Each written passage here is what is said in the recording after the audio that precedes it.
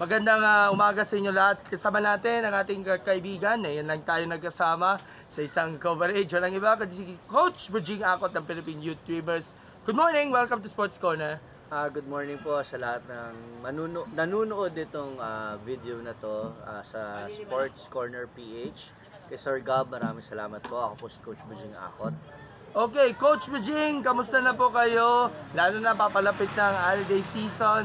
Pero bago tayo dumako sa mga ganap natin, kakamustahin natin kung anong ganap na sa inyo, especially kanina, meron tayong grassroots clinic po natin.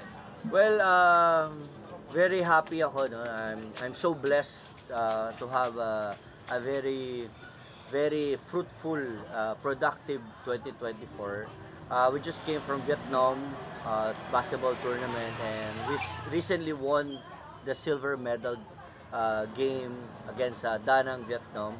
Unfortunately, hindi po namin nakuha yung championship, but we did our best. We really prepared for that tournament and hoping sa future games po natin makuha na po natin yung championship. Siguro on your coach's side naman with regards na dito sa mga campaigns ninyo from Taiwan and of course sa Vietnam na pag-usapan natin off the air, medyo masaklap natin ng ending kasi hindi natin babanggitin kung ano nangyari. Basta it is a on court decision nila yon ang nangyari. What a disappointed ending, pero at least na-settle on silver. What are your assessment dito sa campaign ninyo in both Taiwan and in Vietnam? Well, Philippine Youth Dreamers has been competing internationally for almost more than a decade already, you know. And it's always been a learning experience for every team na nakakasama namin. Whether it be a winning team or probably a character development team, ang importante lang po is we will be able to produce a better citizen. So ang PYD gusto po tuloy-tuloy lang po yung programa and we're looking forward for more international tournaments for 2025. And of course, saludo din tayo sa PYD because nasusustain ninyo ang inyong grassroots development, especially sa basketball, na alam natin, paboritong pastime ng mga Pinoy at paboritong tinatangkilik ng ating mga kabataan ngayon. Lalo na maraming mga iniidolo natin mula sa PBA, mula sa Gilas, mula sa MPBL at sa iba pa mga liga. And even yung ating mga Pinoy na naglalaro nga sa outside of the Philippines, especially sa Japan at Korea, ang nag-idolize din sa mga players. So, paano nyo nilulook up nyo sila as sabihin natin, pag-ulman nila, being actually kayo yung nag-instrumental niya when it comes sa grassroots program natin? Well, what we really want is for the players to feel, experience, di ba? Have the exposure, learn the culture habang bata pa sila. So, para pagpasok nila sa age group ng Batang Gilas, which is under 16, under 18, meron na silang experience. So, mahirap din po kasi magdala ng team internationally. You know? Una-una, it's very costly. Secondly, it's very challenging in terms of practices schedules. So, gusto natin, mas marami exposure yung bata, mas malaki yung chances to produce national athletes sa hoping na maging representative po ng Gilas. And at the same time, gusto natin sila maging better citizens. Yun ang pinaka-ultimate goal ng PYD. And, of course, this December, meron kayong dalawang projects na inyong napagandaan before the Christmas and the New Year happening. Una na rito, kaninang umaga, kasama ang Saber School San Juan, ang ating high school basketball team. And nagkaroon kayo ng grassroots program para sa mga bata dyan sa Bagong Ilog. Dito pa sa ilalim ng C5 flyover yung court. Can you tell us more dito sa ating ginawa nating project kanina? Unang-una, nagpapasalamat muna ako sa mga parents, sa players ng Xavier School Basketball Varsity Team. Nagkaroon ng collaboration with PYD Cares para magkaroon tayo ng outreach program. Tama nga po, it's really under the C5 flyover dito sa Bagong Ilog, Pasig.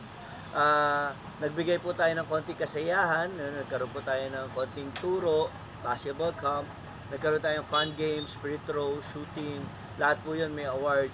And we made sure that every player will go home with some package and meals para pag-uwi po nila masaya sila at magkaroon sila more encouragement na maging player.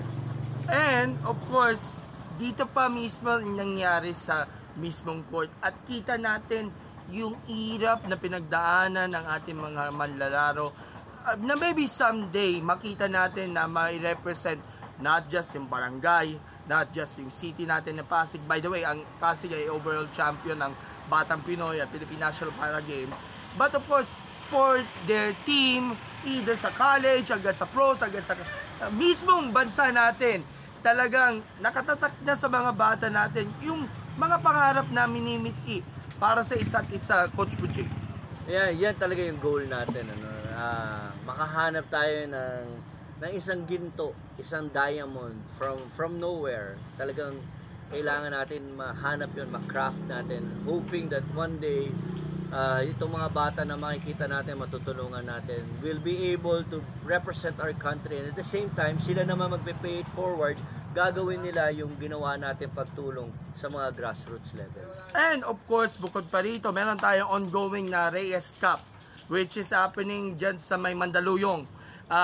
Ongoing na siya until tomorrow. So, ang alam ko, ang magko-compete yata for the team are NU, and then meron ding team na galing Guam. Pumunta sila dito para makipaglaro alongside yung ating mga Pinoy players for konting exposure and experience na rin. Siguro, kwentuhan natin yung nangyari sa Reyes Cup sa ngayon. Actually, it's called Dreamers Girls International Basketball Challenge. Okay, Dreamers Girls International Basketball Challenge. Siguro, alam mo naman siguro, women's basketball, very popular na at medyo mataas na ang antas compared sa ating men's basketball. Tuloy. Kaya po natin naimbitahan ng NU Girls Basketball Team. Ginawa po nila tong pre-season kasi nga po opening ng UAAP High School Basketball Girls sa January. So ito po yung naging preparation nila. Dumating kasama po din natin dito yung two teams ng Guam. One is Notre Dame School of Guam under Coach Jimmy. Siya po yung head coach. Ang gusto lang po nila is magkaroon ng international exposure. And yung isang club team called Y Impact Basketball of Guam, also under the program of Coach Jimmy. And ang pang-apat at pang-limang team po is JH Athletics Sports Apparel Team. By the way, Ambo. By the way, ang JH Athletics ay isa sa mga sponsors ng ating national team ng PYD sa bawat competition sa Vietnam at sa Thailand. Tuloy. Yes sir, tama po kayo dyan. Official outfitter po ng Team Pilipinas ng PYD, ang JH Athletics Sports Apparels. And nagpapasalamat din po ako sa Converge ICTS. Converge ICT Solutions Incorporated. Of course. Inc. Siyempre, si Sir Dennis Uy and Grace Uy ang mga mayari ng Converge. And of course, ang Converge team natin sa Converge Fiber Access sa PBA. So, until Sunday itong Dreamers Club. Yes, yung Dreamers Girls. And this is free, no? Yes, it's free for the people who wants to watch the ball games, di ba? And meron lang po tayong outreach team doon sa JH Athletics at saka yung mga Ambo. Sila po yung mga magko-compete from December 19 to 22 and hopefully maging maayos po yung tapos. And after that, babalik po tayo sa Dreamers Boys Christmas Showcase din naman natin on December 27 to 30. Ang teams naman po ay darating coming from Davao, the Juggernauts Davao, Double J team from Davao, from Indonesia, and Guam also. That's going to be 12 under, 15 under, and also 18 under team. So tuloy-tuloy po hanggang matapos po 2024, big bang pa rin po ang PYD. Okay, so 2025, ano ba saan natin for PYD?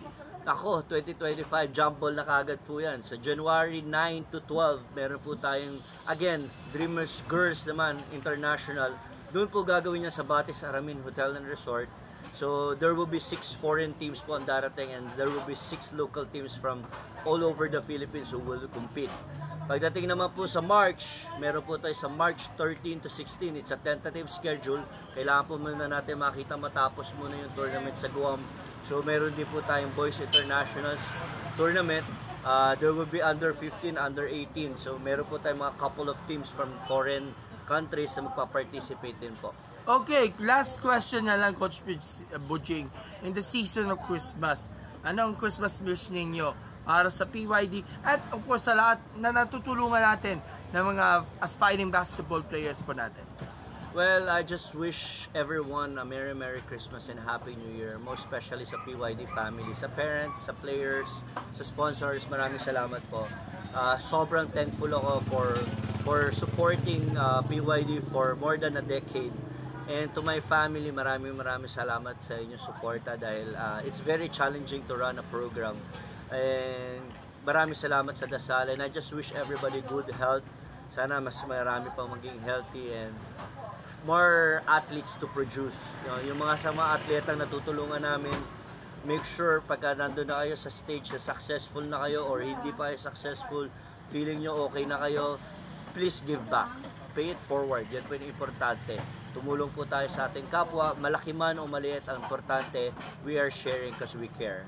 Ayun. So, bago natin bigyan ng final remarks, si Coach Bench, baka may gusto niyong sabihin sa ating mga followers ng Sports Corner PH at konting mensahe na lang.